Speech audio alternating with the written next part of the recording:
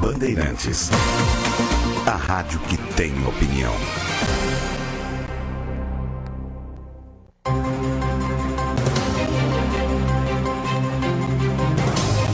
Repórter Bandeirantes. Reportagens, entrevistas, comentários e projeção dos fatos com credibilidade. Apresentação: Milton Cardoso.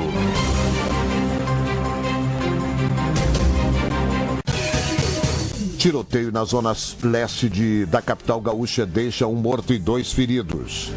Ciro Gomes acusa Michel Temer de ser capitão do golpe contra Dilma. 3 pessoas morrem em queda de avião em Goiás. Bandidos arrombam banco e fogem com os cofres em Cachoeirinha. Porto Alegre se mantém como 7ª cidade mais empreendedora do país. Gerdau inaugura usina de aço no México. Emprego, renda e crédito afetarão famílias com processo de impeachment. Retrato de 2 crises: inflação em 1992 e agora recessão. Irregularidades marcam dia de eleição parlamentar na Venezuela. E extrema-direita vence o primeiro turno das eleições regionais na França. Os principais destaques do que você acompanhou pelo Grupo Bandeirantes neste domingo e as manchetes da segunda-feira. Segunda, 7 de dezembro de 2015.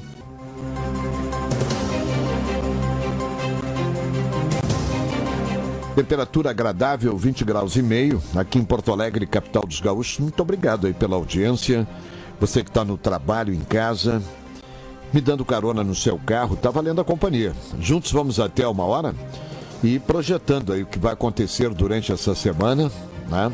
Especialmente em Brasília, fazendo um rescaldo do que aconteceu na semana passada e com os nossos convidados aqui nos estúdios da Bandeirantes nesta noite. Pois bem, meus amigos, 10 horas e 11 minutos. Iniciamos aí uma semana que promete muito barulho nos bastidores. Eu diria nem da política, viu? É da politicagem suja, lamentavelmente implantada em Brasília. Mais uma vez o governo tenta manipular a sociedade, distorcendo os fatos para se safar do processo de impeachment da presidente Dilma. Atribui ao vice-presidente Michel Temer conceitos que não emitiu sobre a improcedência do impeachment, obrigando-o a desmentir o Jacques Wagner e o Edinho Silva e o Palácio do Planalto. Entra um bate-boca com o presidente da Câmara, Eduardo Cunha. E numa manobra marqueteira, que para mim tem o cheiro também de João Santana, coloca-se a disputa como se ela fosse entre a impoluta Dilma e o corrupto Eduardo Cunha, uma luta vulgar, enfim, entre o bem e o mal. Mesmo que fosse tão impoluta quanto quer parecer, a presidente Dilma não está sendo acusada de corrupção, pelo menos não ainda. Não há indícios realmente de que tenha se locupletado pessoalmente, mas há aos montes de que foi conivente com a corrupção do PT desde que começou a atuar no governo Lula, como ministra das Minas e Energia e presidente do Conselho Administrativo da Petrobras. Se não tivesse sido conivente como acreditarem, e eu conheço bem a dona Dilma, que uma centralizadora como dona Dilma nada sabia do que acontecia na Petrobras e no próprio Ministério das Minas e Energia, onde atuou sob sua coordenação, quem? Esse é conhecido, velho conhecido.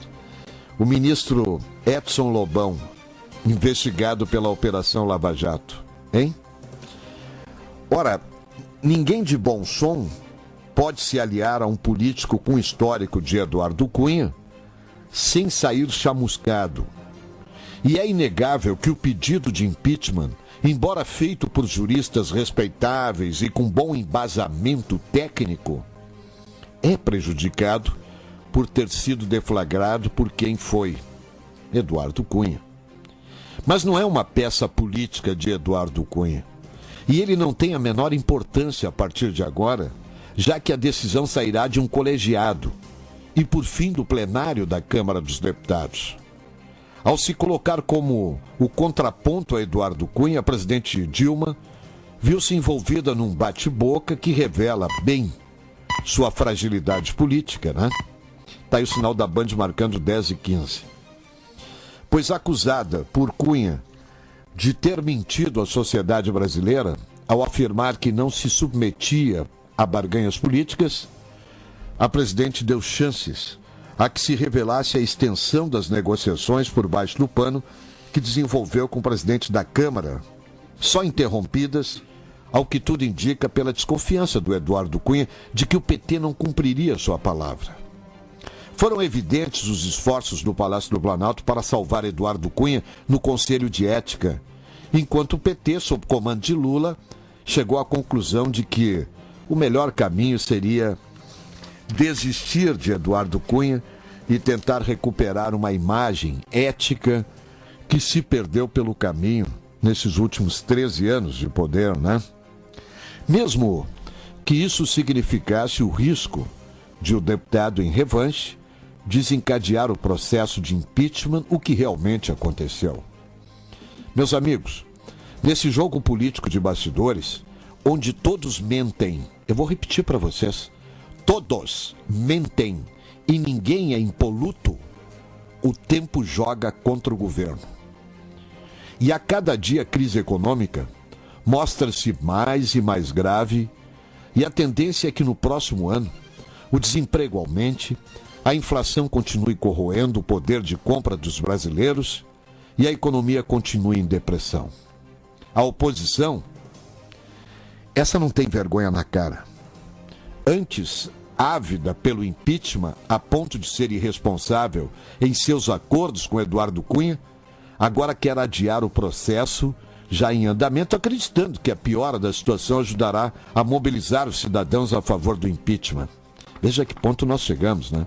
Quer dizer, tu tem aí, tu do outro lado do rádio, a senhora, tem que se lascar mesmo, ir lá pro caldeirão, pro calabouço.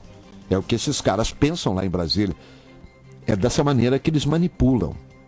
Ora, se 65% são favoráveis ao impeachment, como mostram as pesquisas de opinião, agora que está ao alcance, deveria ser a hora para que novas manifestações tornassem concreto o impedimento da presidente.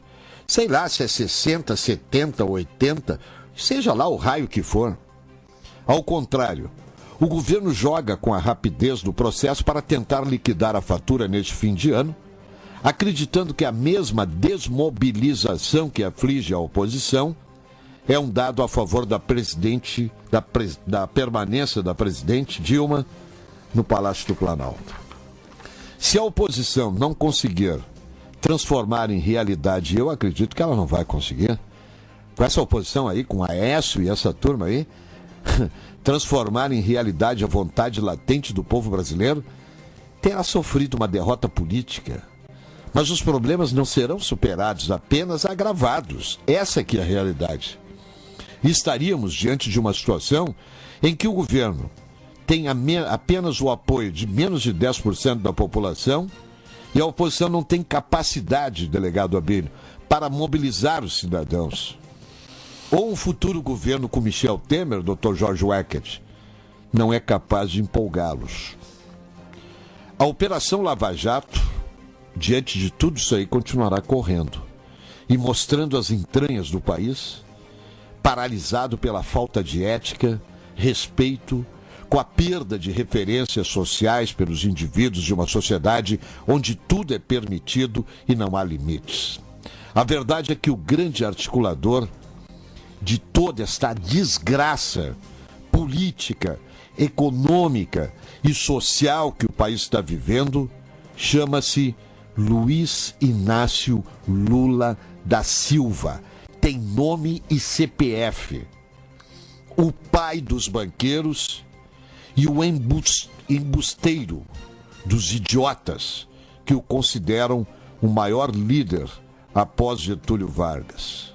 Lula, na minha opinião, Lula político, é o que existe de pior dentro de uma sociedade que deseja viver democraticamente, com qualidade e com respeito. Contra a hipocrisia por um país mais justo, está no ar Repórter Bandeirantes. Repórter Bandeirantes. Apresentação: Milton Cardoso.